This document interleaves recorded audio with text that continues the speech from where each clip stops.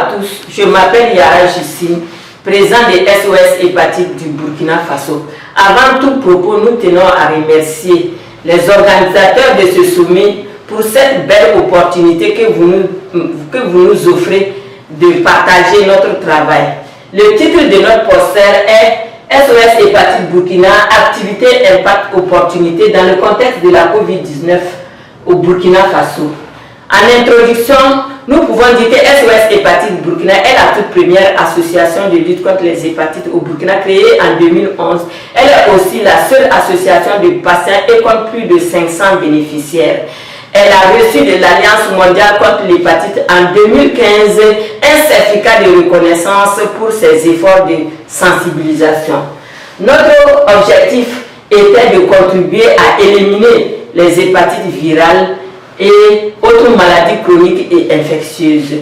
Pour atteindre l'objectif, notre méthodologie était de tenir des réunions de concertation et d'échange pour planifier nos activités et aussi utiliser des canaux et supports de communication tels que les banderoles, les affiches.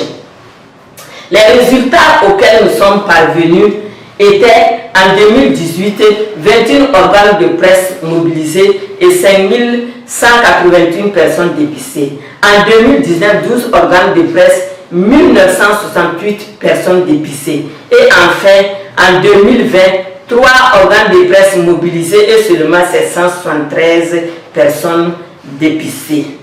En effet, notre plaidoyer auprès des autorités a permis la subvention des médicaments de l'hépatite B et C et l'adoption aussi d'un plan stratégique de lutte contre l'hépatite en 2018.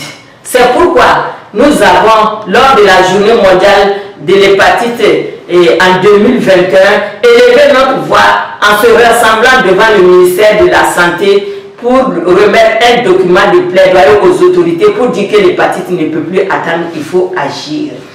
Et en conclusion, nous pouvons dire que la COVID-19 a durement frappé la réponse à l'hépatite. Cependant, notre pays peut parvenir à éliminer les hépatites en 2030 avec l'effort conjugué de tous les acteurs, une réelle volonté politique et la mobilisation des ressources nécessaires. Comme perspective, nous allons continuer à accroître la sensibilisation, le dépistage, la prévention, la lutte contre la stigmatisation et la discrimination et poursuivre nos plaidoyers. Sur ce, je vous remercie de votre aimable attention.